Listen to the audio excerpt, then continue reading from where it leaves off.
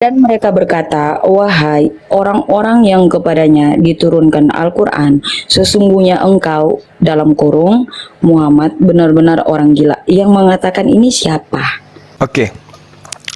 Baginda Rasulullah Muhammad sallallahu alaihi wasallam ketika datang kepada orang-orang jahiliyah pada zamannya, Rasulullah Muhammad sallallahu alaihi wasallam mengajarkan tentang Nabi Musa alaihissalam, mengajarkan tentang Nabi Ibrahim alaihissalam, mengajarkan tentang Nabi Adam alaihissalam, mengajarkan tentang Nabi Isa alaihissalam, di mana orang-orang jahiliyah tidak pernah tahu apa itu Nabi Musa, siapa itu Adam, siapa itu Daud, siapa itu Isa. Tapi kok ini ceritanya kok aneh-aneh aja. Ada manusia belah lautan. Emang lautan itu kamu pernah lihat? Ada diceritakan Tuhan menciptakan di surga. Emang kamu pernah lihat surga itu? Bercerita tentang sosok bernama Isa, katanya pernah membangkitkan orang mati. Orang gila pasti ini. Itu tuduhan orang-orang kafir pada saat itu. Ketika dikatakan waqalu ya ayyuhalladzina nuzzila alaihi dzikr innaka lamajnun, sesungguhnya baginda Rasulullah Muhammad sallallahu alaihi wasallam ini ngaku-ngaku menerima wahyu dari dewa, dari Tuhan, tetapi kok bisa-bisanya dia menceritakan sesuatu yang tidak pernah kita dengar. Itu makanya dia disebut orang gila. Karena orang-orang kafir pada saat itu tidak mengetahui tentang isi Taurat, tidak mengetahui tentang isi Injil, tentang isi Zabur, Mazmur, kok tiba-tiba bercerita ada orang yang dikejar dari Mesir, kemudian begitu sampai di laut, lautnya terbelah, ditertawai sama orang-orang jahiliyah. Makanya dikatakan ini orang gila ini. Tapi setelahnya kemudian mereka yang menyebut Rasulullah Muhammad sallallahu alaihi wasallam gila, semuanya beriman kepada beliau setelah melihat kenyataan apa yang terjadi. Itu yang kemudian ingin saya katakan kepada saudari. Iya. Oh iya. Berarti ini perkataan dari orang-orang kafir ya, yang mengatakan bahwa sesungguhnya orang yang kepadanya diturunkan Al-Quran, sesungguhnya engkau Muhammad benar-benar orang gila. Maksudnya ini adalah orang-orang kafir ya yang mengatakan. Betul. Ya, bukan firman Allah ya, bukan Tuhan yang mengatakan. Iya, ini cerita. Kafir. Iya.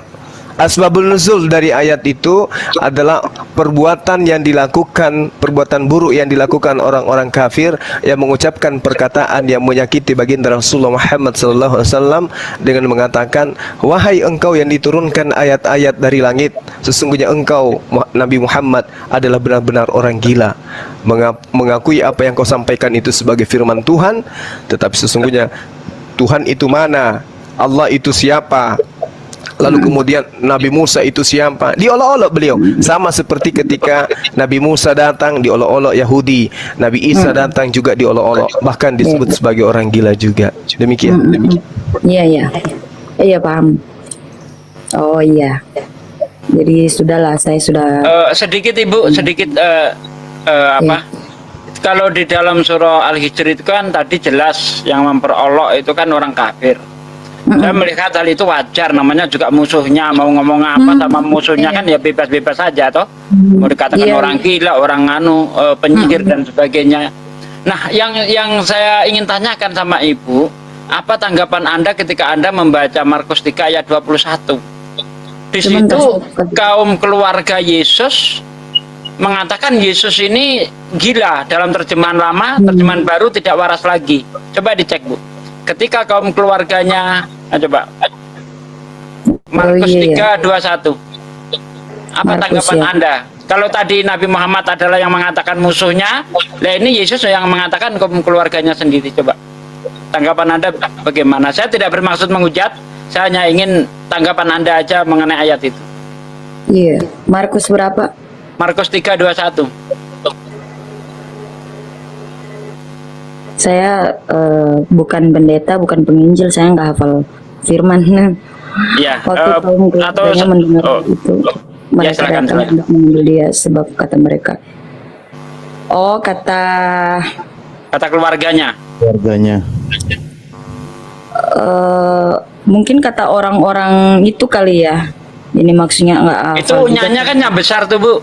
Berarti keluarganya Yesus kan?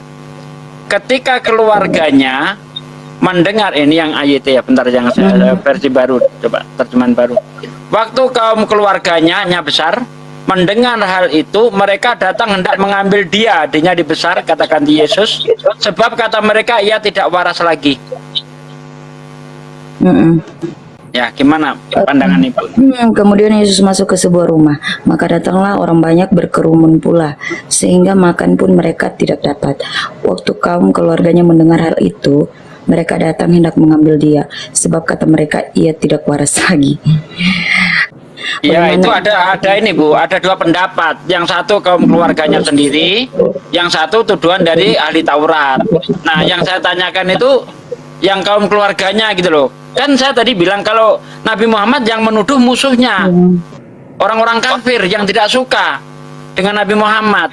Nah, tapi di Markus 3 ayat 21 ini justru kaum keluarga Yesus sendiri, bukan musuh, bukan apa, justru mengatakan Yesus ini tidak waras gitu. Waktu kaum keluarga mendengar hal itu, mereka datang hendak mengambil dia, sebab kata mereka ia tidak waras lagi. Kata mereka ini kata orang-orang kaum keluarga Yesus. Mereka itu.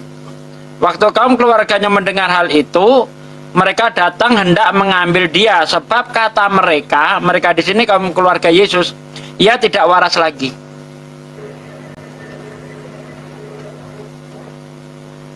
Ya, Iya, nggak tahu juga ini ayatnya.